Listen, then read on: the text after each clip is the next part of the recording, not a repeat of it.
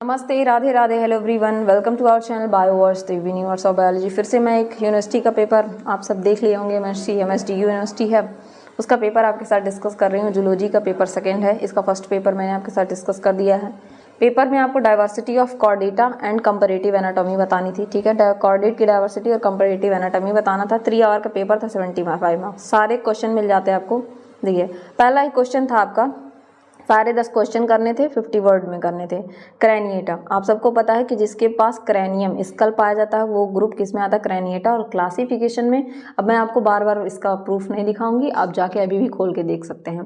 Cranium पाया जाता है उसे क्रैनिएटा कहते हैं।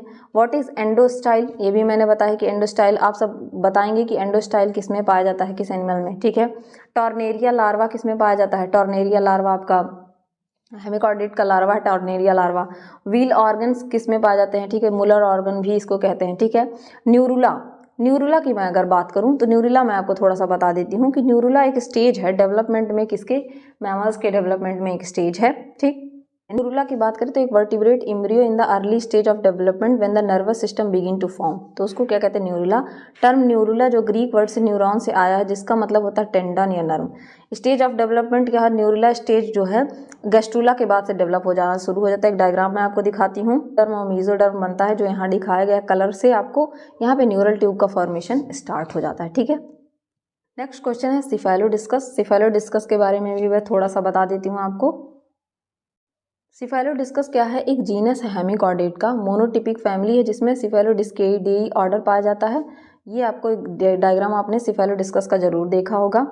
जो सीनोसियम अटैच होती हैं रॉक सबस्ट्रेटम से, केवल रैप्डोप्ल्यूरा को छोड़कर, ठीक है, रैप्डोप्ल्यूरा। सिफेलोडिस्कस स्पीसीज जो है ये लार्ज कॉलोनीज का फॉर्मेशन नहीं करती हैं, ये स्यूडो कॉलोनी मतलब फॉल्स कॉलोनी का फॉर्मेशन करती हैं, बट ये कॉमन एरिया को शेयर करती हैं, ठीक है। सिफेलोडिस्कस जॉइंट्स जो होते हैं ये मोर एडिबल, मोर मोबाइल होते हैं, मतलब चलते फिरते रहते हैं रैप्डोप्ल्यूरा से ज़्यादा।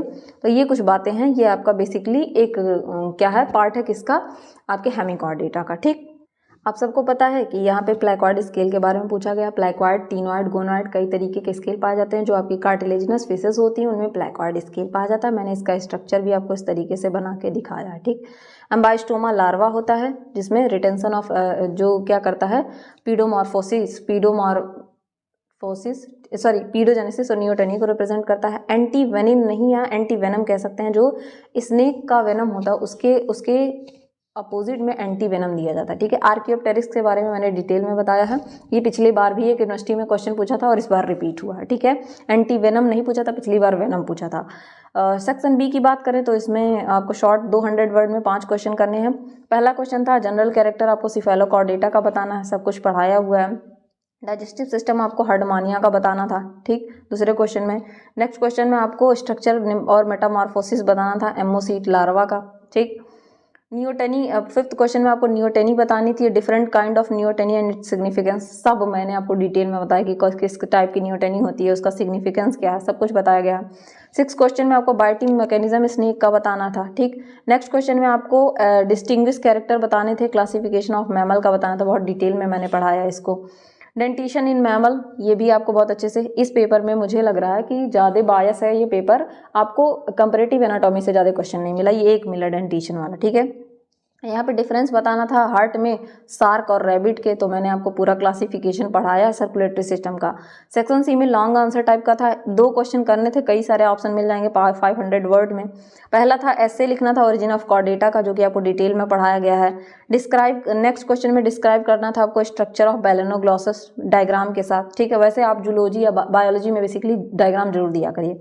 नेक्स्ट क्वेश्चन था एक्सक्रीटरी सिस्टम एम्फिऑक्सस का बताना था। और नेक्स्ट क्वेश्चन आपका था ऐसे लिखना था आपको माइग्रेशन ऑफ बर्ड्स पे। तो ये इस क्वेश्चन था, होपफुली जिसने इनका पेपर था उन्होंने तो बोला काफ़ी अच्छा हुआ, लेकिन मुझे लगता है पेपर काफ़ी अच्छा हुआ होगा, क्योंकि बहुत अच्छे से आपको पढ़ाया गया था और आपने अगर पढ़ाई की होगी तो पेपर अच्छा हुआ होगा। Thank you everyone.